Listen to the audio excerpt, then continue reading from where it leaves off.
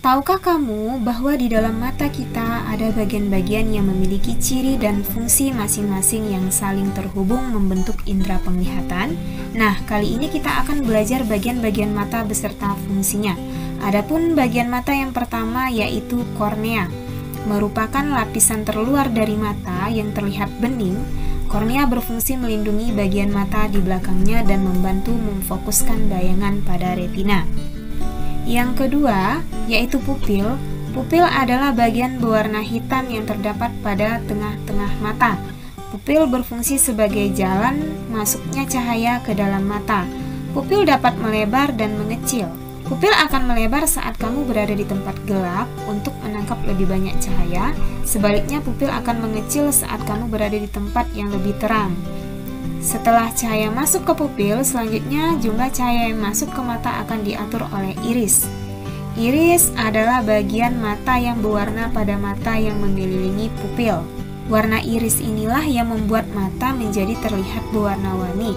Ada yang berwarna hitam, coklat, biru, hijau, dan lain-lain. Iris disebut juga sebagai selaput pelangi yang berfungsi sebagai mengatur jumlah cahaya yang masuk ke mata. Setelah melewati pupil, cahaya bergerak merambat menuju lensa mata. Lensa mata berbentuk bikonveks cembung-cembung. Lensa mata berfungsi meneruskan dan mengumpulkan cahaya atau bayangan benda agar jatuh tepat di retina, yang artinya dia membiaskan cahaya yang masuk ke mata. Cahaya yang melewati lensa selanjutnya akan membentuk bayangan yang kemudian ditangkap oleh retina. Retina merupakan sel fotoreseptor yang sensitif yang terletak di bagian belakang mata. Sesuai dengan kerjanya, retina berfungsi sebagai tempat terbentuknya bayangan di mata.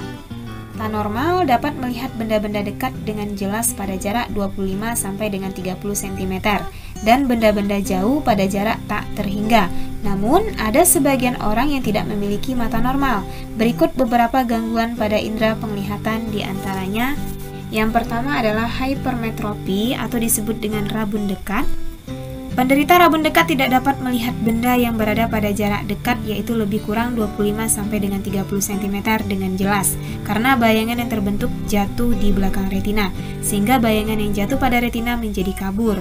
Penderita rabun dekat dibantu dengan kacamata berlensa cembung atau positif. Bisa kamu perhatikan pada gambar, ini adalah mata penderita hypermetropi di mana bayangannya terbentuk di belakang retina.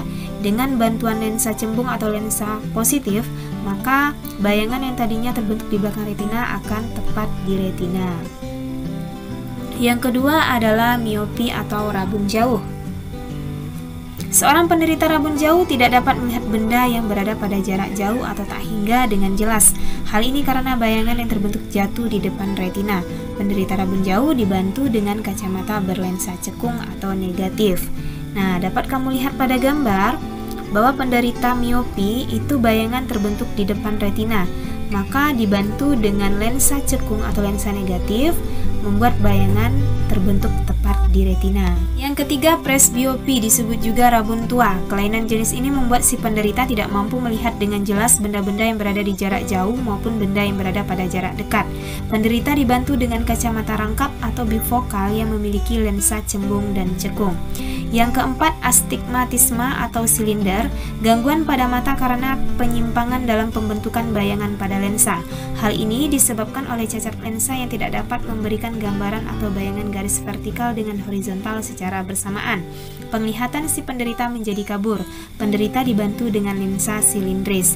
Dan yang kelima itu adalah buta warna, suatu kelainan yang disebabkan ketidakmampuan sel-sel kerucut mata untuk menangkap suatu warna tertentu. Penyakit ini bersifat menurun. Buta warna ada yang total dan ada yang sebagian. Buta warna total hanya mampu melihat warna hitam dan putih saja, sedangkan buta warna sebagian tidak dapat melihat warna tertentu, yaitu merah, hijau, atau biru. Mata kita merupakan salah satu alat optik. Apa alat optik itu? Alat optik adalah alat yang prinsip kerjanya memanfaatkan prinsip pemantulan dan pembiasan cahaya. Mata adalah alat optik paling sempurna. Manusia menciptakan berbagai alat optik, tetapi tidak ada yang dapat menyaingi ciptaan Tuhan tersebut. Apa saja alat optik dalam kehidupan sehari-hari? Simak penjelasan berikut. Yang pertama adalah lup atau kaca pembesar. Lup atau kaca pembesar adalah alat optik sederhana yang hanya terdiri dari satu lensa cembung. Lup dapat digunakan dengan mata berakomodasi seperti pada gambar A dan mata tidak berakomodasi seperti pada gambar B.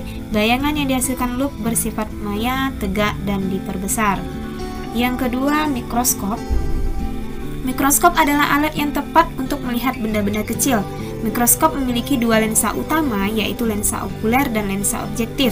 Susunan lensa seperti ini memungkinkan menghasilkan bayangan ratusan kali lebih besar dari objek aslinya. Bayangan yang dibentuk oleh mikroskop adalah nyata, terbalik, dan diperbesar. Yang ketiga adalah teleskop. Teleskop adalah alat optik yang dapat membuat benda-benda yang berada pada tempat yang jauh menjadi terlihat dekat. Teleskop dirancang untuk mengumpulkan cahaya dari benda-benda yang jauh. Teleskop dapat berupa teleskop bias dan teleskop pantul. Sifat bayangan akhir yang dihasilkan adalah maya, terbalik, dan diperbesar. Bedanya teleskop bias dengan teleskop pantul yaitu pada teleskop bias menggunakan lensa untuk membentuk bayangan, sedangkan teleskop pantul menggunakan susunan cermin untuk membentuk bayangan. Sebenarnya masih banyak lagi alat-alat optik dalam kehidupan sehari-hari. Kamu bisa baca di buku ataupun di internet